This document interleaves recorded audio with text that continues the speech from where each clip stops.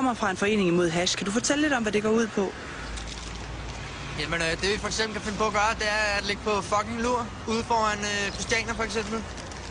Og så når der kommer sådan en flok taberhashfrag med den forvildeste grineren på gående forbi, så springer vi frem, tager deres falafel, og så trykker vi deres ribben. Hvad gør I så, når I har trykket deres ribben?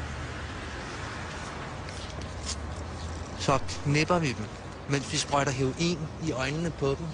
Så de kan se, hvor fucking nedtur narko kan være! Men hash og heroin er jo ikke det samme.